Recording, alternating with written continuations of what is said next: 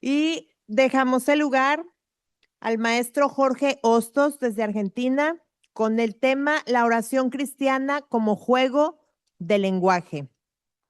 Es doctorando en filosofía en la Universidad Nacional de San Juan, Argentina, miembro de la Sociedad Argentina de Análisis Filosófico, autor de varios libros, algunos de ellos con recomendaciones de figuras como Michael Horton, Miguel Álvarez, Samuel Pagán, entre otros. Les cedo el lugar, maestro Jorge.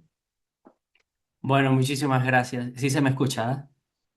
Sí, adelante. Sí. Bueno, buenísimo. Voy a compartir acá mi pantalla. Am, Ahí estaría. Pues bueno, bueno, muchísimas gracias por la invitación. De verdad para mí un placer estar acá a esta hora con ustedes. Un honor estar con la Universidad Daniel Ost y bueno, los que me invitaron. Así que sí, yo voy a estar hablando hoy brevemente de ese es un trabajo, un paper, un artículo que se publicó el año pasado en la revista Interdisciplinaria de Teología, que es una revista que es parte del Seminario Internacional Teológico Bautista de Buenos Aires. Seguramente algunos los conocerán. Y básicamente la pregunta que organiza o que organizaba en ese momento, pero ahora una adaptación para este simposio. La pregunta que organiza este artículo es si la oración cristiana no es un mecanismo causal para producir resultados, entonces, ¿qué clase de acto es la oración cristiana? Eso es básicamente la pregunta que fundamenta todo el artículo, ¿no? Lo que yo hago en el artículo, que ya se los voy a proceder a leer, una adaptación, lo que sostengo es que la oración se entiende mejor como un juego de lenguaje wittgensteiniano. Esto pues hace eco en la filosofía analítica del siglo XX de un filósofo vienés que se llamaba Ludwig Wittgenstein y él proponía en su libro Investigaciones Filosóficas un concepto que se conoce en filosofía como juego de lenguaje o juegos de lenguaje, ¿no? Y los juegos de lenguaje son básicamente una práctica con gramática propia y que no es Maestro, reducible, ¿sí? maestro, disculpe una pequeña interrupción. No logramos ver su presentación. Si pudiera apoyarnos. Acá no están viendo aquí cómo se mueve la... Nada, está en negro la pantalla. Uy, a ver, ok. Me dice que está haciendo pausada la... ¿Pero por qué? A ver, bueno, mil disculpas, ¿eh? Porque sí, le di acá a compartir, voy a darle de nuevo. A ver, ¿será que no? Está raro. Bueno, voy a compartir la otra pantallita que tengo de monitor. A ver, esta hora. ¿Ahora sí? Listo, listo, maestro. Muchas gracias. Bueno, se ve un poco más chica. Realmente se debería ver la otra que es más grande, pues este es mi monitor como mm, mientras la voy pasando, pero bueno, ahí se ve algo. Bueno, muchas gracias. Entonces les decía que esa es básicamente la propuesta que va a estar en este artículo. Lo que yo hago es recorrer tres modalidades de esa práctica de la oración, reducidas en petición, contemplación y gratitud, ¿sí? Y muestro en el artículo cómo ese marco desarma las lecturas supersticiosas de la oración, ¿sí? Y ya vamos a ver eso. Así que bueno, este artículo se llama la oración cristiana como juego de lenguaje, una aproximación wittgensteiniana. Si después quieren leerlo completo, porque esto es una adaptación para este simposio, por cuestiones de tiempo, me avisan o le comentan a David, al profe David, y yo les mando el artículo completo para que lo puedan leer. Bueno, dice así la introducción. Cito Wittgenstein, imaginar un juego significa imaginar una forma de vida. ¿Ok? Imaginar un juego significa imaginar una forma de vida.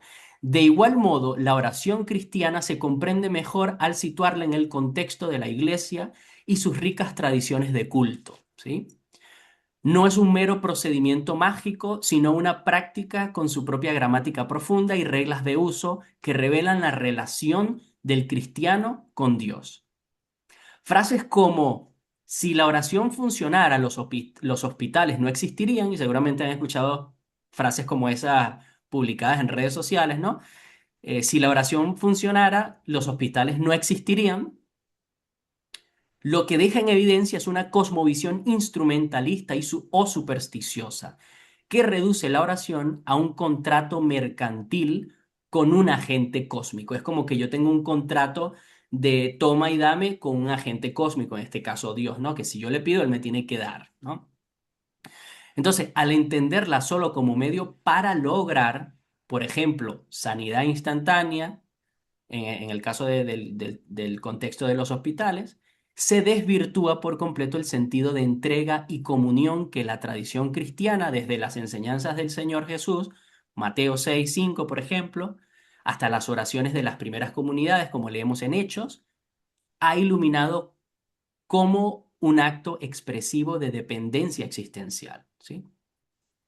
Entonces, y esto es lo que yo propongo, adoptando el marco wittgensteiniano de los juegos de lenguaje, descubrimos que la oración obedece a reglas propias ancladas en la forma de vida de la comunidad creyente, no a la lógica de causa y efecto. Referencio a Karl Barth, quien subraya que lo que Dios pronuncia no se entiende en abstracción de aquel que habla. La legitimidad de la oración nace de su arraigo en la comunión eclesial y en la herencia de fe que permite identificar su auténtica voz, ¿sí?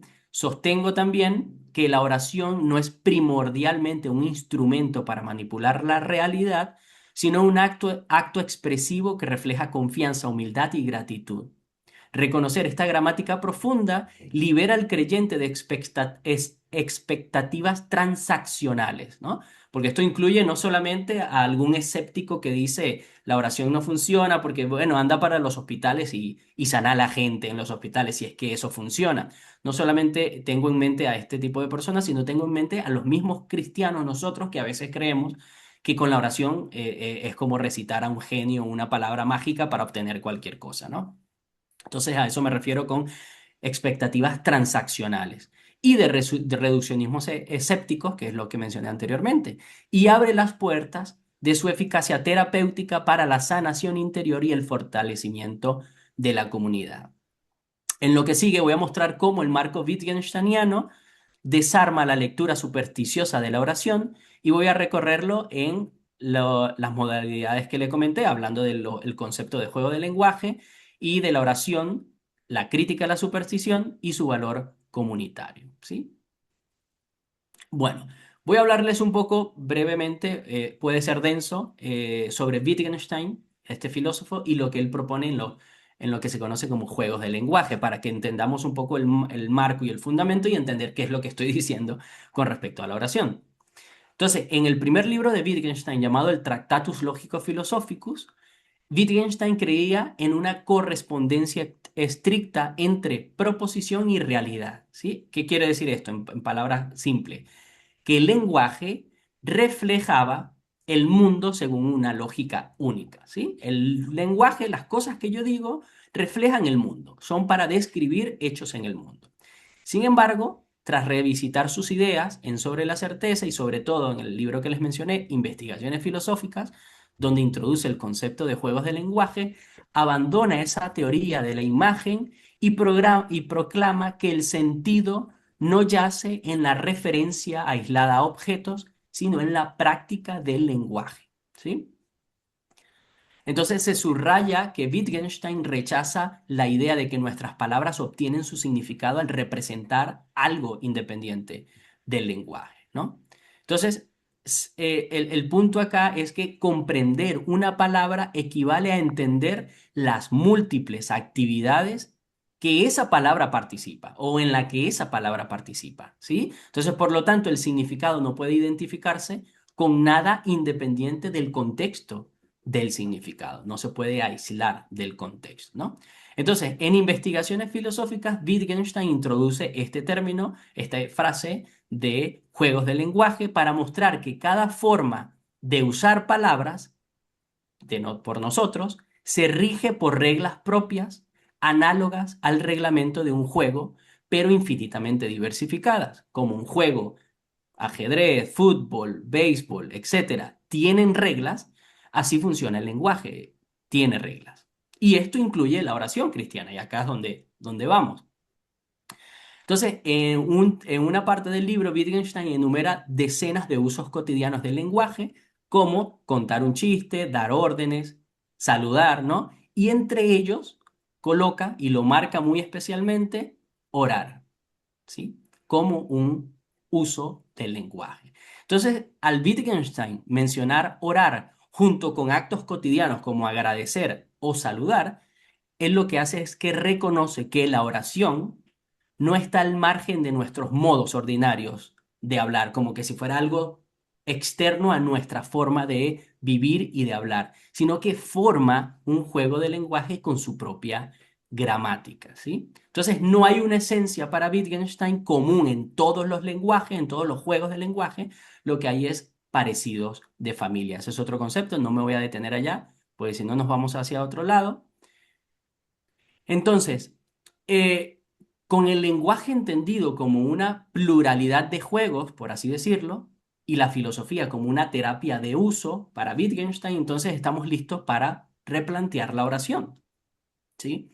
Entonces, ya no se verá como un medio causal para obtener sanidad o éxito, sino como un juego de lenguaje dotado de su propia gramática, ¿sí? Entonces, la oración posee reglas implícitas, momentos de silencio, repeticiones, posturas corporales, usted se arrodilla, usted levanta las manos, fórmulas litúrgicas, ¿no? El Padre Nuestro, etcétera. Y esas reglas implícitas en la oración solo cobran sentido en el juego del lenguaje concreto de la comunidad cristiana. Entonces, así el creyente actúa conociendo cómo continuar la práctica de la oración, ¿sí? Sin esperar una respuesta instrumentalista, sino cultivando confianza, humildad y gratitud en un diálogo expresivo con Dios e incluso con el hermano en la fe. Entonces, vamos al punto. Entonces, pero cómo entendemos la oración como un juego de lenguaje? ¿En qué me beneficia entenderla de esa manera, ¿no? Bueno, vamos al punto de la pregunta. En lugar de concebirse como un simple instrumento para obtener resultados empíricos, todos caemos en eso. Tengo mañana una entrevista de trabajo y yo me voy a orar porque, bueno, Señor, sí confío en ti, pero que me den el trabajo, que me den el trabajo, por favor, que me den el trabajo. Sí, y eso por poner un ejemplo muy banal, ¿no? Eso se describiría como un mecanismo de transacción, donde yo le pido a Dios y Dios me da, ¿no? Presionando a ese ser, ¿no? Entonces, la oración cobra su verdadero significado o su verdadero sentido cuando la situamos en el juego del lenguaje de la comunidad creyente. Su gramática profunda, diría Wittgenstein, deja de obedecer la lógica de causa y efecto para guiarse por reglas que articulan la relación humana con lo divino. Y bajo esta perspectiva, la expectativa de que Dios responda a cada petición con un cambio observable proyecta criterios ajenos sobre un acto cuyo fin es manifestar principalmente dependencia, gratitud y orientación moral, ¿sí? Entonces, como les decía, uno de los primeros puntos es este, el de la petición, y vamos a verlo desde ese lado, ¿no? La dependencia que expresa la oración de petición no es un capricho místico, sino el reconocimiento de nuestra finitud ante aquel que es necesario, ¿sí? D. Z. Phillips, un filósofo de los años 60, estudioso de Wittgenstein, decía que reclamar favores, ¿sí? Más que reclamar favores, pedirle a Dios o la petición revela es la aceptación de las cosas tal como son y el ver a Dios como necesario y lo demás como contingente. Eso es lo que expresa cuando vos le pedís a Dios, ¿sí? Aceptación de las cosas como son, es decir, confianza en Dios, dependencia y ver a Dios como alguien necesario y lo demás como contingente, banal, ¿sí? Eso es una expresión de humildad. Entonces, este gesto de petición a Dios nace de humildad al admitir que no controlamos la realidad y traza un paralelismo con un gesto sacrificial. Es decir, al orar, renunciamos a nuestra autosuficiencia y nos ponemos en manos de Dios. ¿Bien? Fíjense que ya a la petición, ya el concepto o el fundamento de una transacción o te pido para que Dios me dé, ha desaparecido de repente, cuando lo enfocamos correctamente. Entonces, cuando la petición se convierte en la demanda de un efecto empírico, es decir, de algo que me dé Dios, la oración incurre en superstición, aunque nosotros clamemos, no, yo no creo en supersticiones, eso es, no, no, yo no creo en eso, pero cuando hacemos eso, incurrimos en una especie de superstición, ¿sí? De hecho, Phillips denuncia esta falacia naturalista que reduce la voluntad divina a fenómenos naturales y somete la gramática de la oración a parámetros ajenos a su lógica, ¿no? Entonces, la petición cristiana no promete un contrato de éxito garantizado. Cuando usted le pide a Dios, usted no es que, bueno, listo, ya estoy firmando un contrato con Dios y Dios me tiene que garantizar lo que yo le estoy pidiendo. Lo que hace es que brinda un espacio de confianza donde expresamos deseos y temores sin desdibujar la libertad y el misterio de Dios mismo, ¿no? Y la oración de petición también es un acto comunitario. Cuando intercedemos por la iglesia, por los otros hermanos, la comunidad refuerza la petición con su presencia y con su tradición, ¿sí? Voy a avanzar porque no quiero pasarme del tiempo y me estoy dando cuenta que acá pausé el cronómetro, ahora no sé cuánto tiempo llevo, así que me disculpan. Bueno, la contemplación. Y ya lo hemos hablado, ¿no? Lo habló el profe Antonio sobre el arte y el otro exponente, no recuerdo ahora quién fue, creo que fue David, que mencionó también la contemplación. Bueno, interesantemente, yo voy a hablar también un poco de la contemplación, ¿no? De la oración contemplativa, ¿sí? La oración contemplativa trasciende la mera petición de favores y se sitúa en el espacio de la presencia continua ante Dios. Entonces, como juego de lenguaje, tienes sus propias reglas. ¿Cuáles son esas reglas? Bueno, el silencio corporal, la petición del nombre divino, la vigilancia interior, vigilar mis pensamientos, todo eso actúa como esa gramática profunda. Las gramáticas profundas son reglas internas de una práctica, no tiene que ver con verbo predicado, no tiene que ver con ese tipo de gramática, ¿no? Entonces, en la oración contemplativa, la repetición, el silencio, la unión almática con los hermanos, con la comunidad, todo eso traza un diálogo íntimo con Dios. Entonces, no se trata de vaciar la mente, sino más bien de llenarla de su presencia, cumpliendo así esa verdadera gramática de este lenguaje, ¿no? Que es la unión amorosa que transforma al creyente en partícipe de la vida divina. Y por último, la gratitud. Muchos tienen prácticas en su iglesia de, bueno, vamos a acción de gracias y todo lo demás, ¿no? Entonces, la gratitud destaca en la oración de acción de gracias. Las gracias a Dios en todo, pues es la voluntad de Dios, dice Primera de Tesalonicenses 5:18.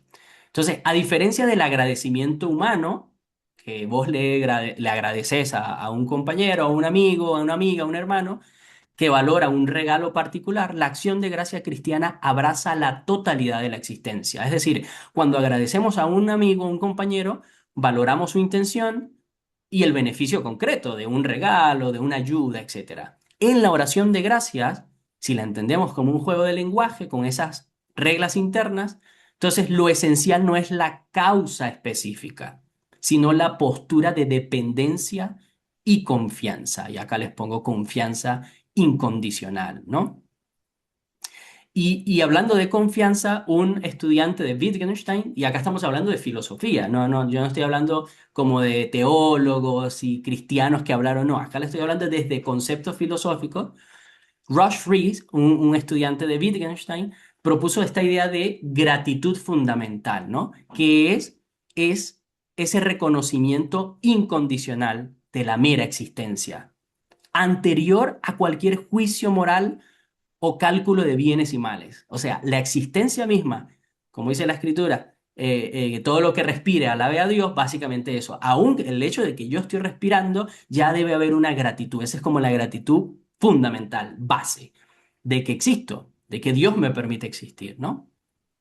Y esta gratitud no surge de razones, ni de méritos, ni de cambios en las circunstancias, sino de un simple percatarse de que existe otra postura posible ante la propia vida, ¿no?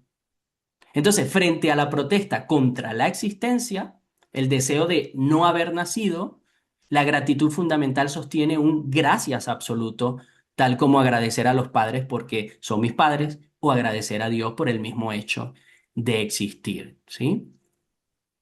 Bien, ya con esto voy cerrando. No sé cómo voy de tiempo, perdónenme, pero no activé el cronómetro.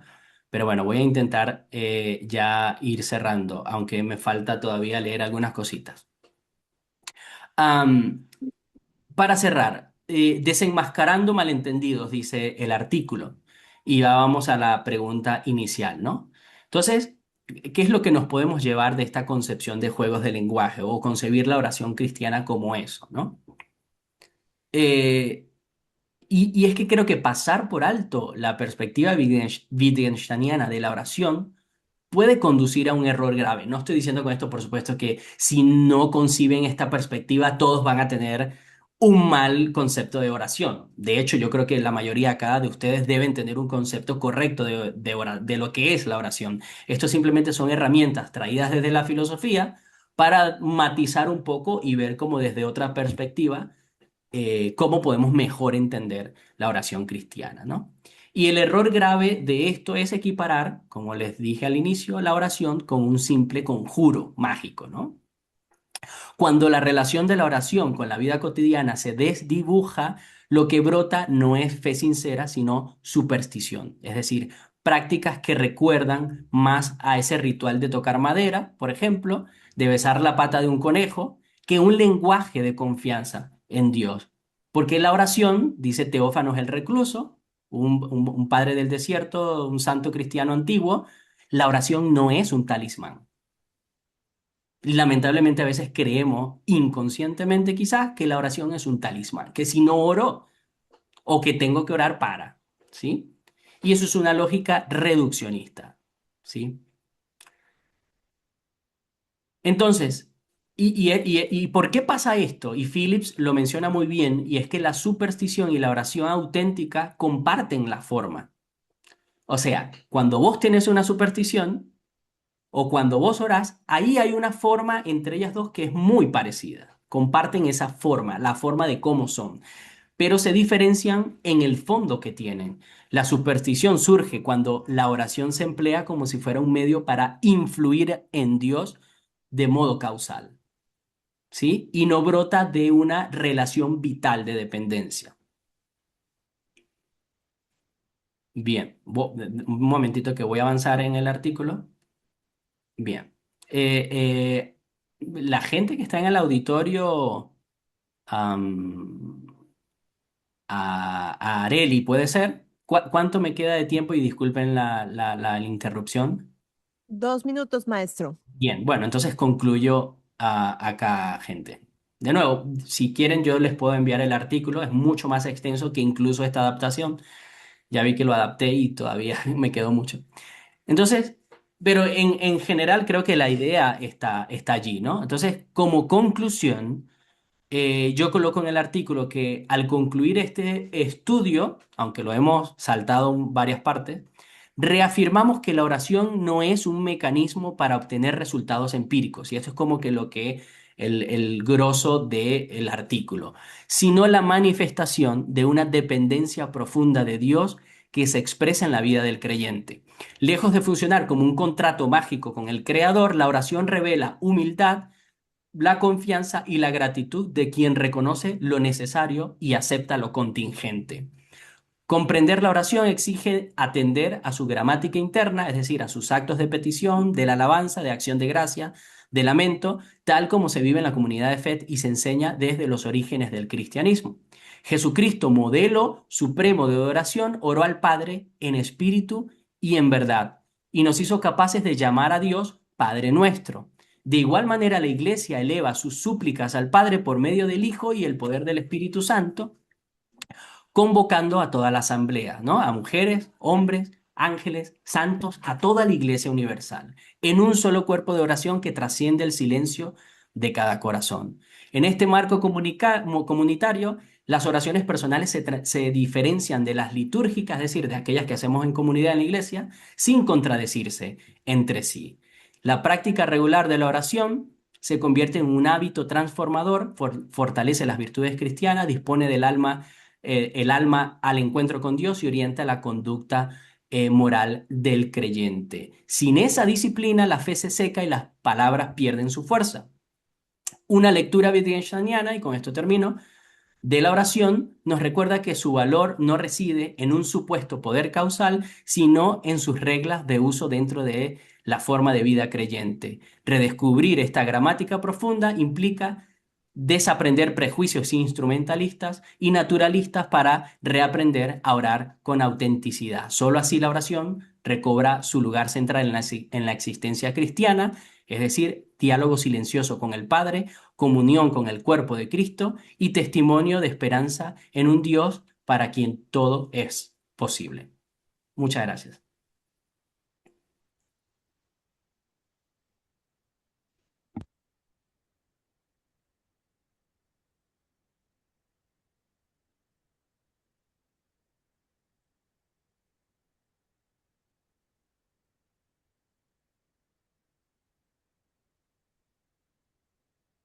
No sé si soy yo, pero no se está escuchando. ¿Listo? ¿Ahí me escucha? ¿Usted me indica? Sí, sí, ahora Correcto. sí. ¿Cuáles son las reglas que podemos identificar en la oración expresada en el Padre Nuestro en comparación con el Magnificat? ¿Cómo me repites la pregunta? Claro. ¿Cuáles son las reglas que podemos identificar en la oración expresada en el Padre Nuestro en comparación con el Magnificat? Claro, pero creo que la pregunta no tiene nada que ver Con la ponencia. con la ponencia. Yo estoy hablando desde un punto de vista filosófico cómo la oración se puede entender como un juego de lenguaje y cómo entenderla como un juego de lenguaje nos permite sacar más provecho de lo que entendemos como oración. Pero ya hacer quizás una hermenéutica bíblica de cosas que podemos captar en el Padre Nuestro y Magnífica, se escapa un poco. Sin embargo, lo que pudiera yo decir es que manteniéndome enfocado en mi propia ponencia, que tanto el Padre Nuestro como el Magnífica, aunque son oraciones, ambos están dentro del mismo, son juegos de lenguaje distintos porque hacen cosas distintas, pero están dentro, por supuesto, de la misma familia de la oración. El Padre Nuestro en este caso opera bajo la gramática de petición principalmente. Eso es lo que se llamaría en el marco wittgensteiniano gramática de petición, es decir, pide, ¿sí? Pero subordina cada pedido de todo el Padre Nuestro a la voluntad, ¿sí? Hágase tu voluntad, danos, perdónanos, ¿no? Entonces, es una petición, pero siempre subordinada al pedido que se le está haciendo, en este caso al Señor, ¿no? Mientras que el Magnífica no pide nada, es puro reconocimiento, llamémoslo retrospectivo, si se quiere. Entonces, su gramática, la del Magnífica, el de la Padre Nuestro es petición y el de el Magnífica sería más de gratitud y alabanza, ¿no? Entonces, aunque los dos sean oraciones cristianas, evidentemente habría que ver que tienen gramáticas diferentes y confundir esas gramáticas es lo que puede generar el error. Y cuando yo hablo de gramática me refiero de nuevo a una visión más desde la filosofía. Entendido. A pesar de la naturaleza analítica de los propuestos de Wittgenstein, ¿considera que dialoga y se acerca al misticismo religioso con sus trabajos? Ah, Mm, es una pregunta súper interesante porque sí, a Wittgenstein se le acusa, sobre todo en el primer trabajo, en su Tractatus, de místico, porque precisamente la segunda mitad del libro empieza a hablar de eso de lo indecible, es decir, eso de lo que no se puede hablar.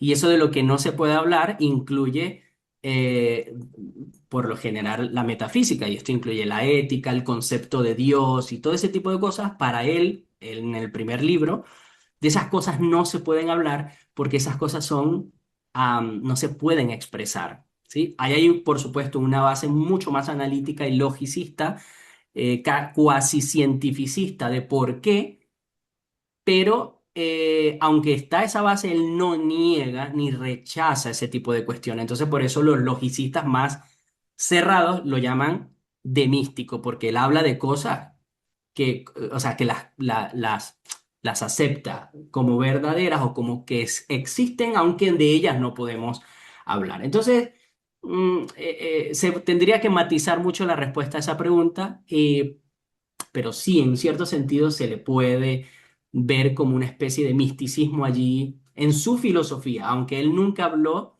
en sus textos de religión y de cristianismo como que aportando algo. Siempre fue desde el punto de vista de la filosofía de la lógica y de la filosofía del lenguaje.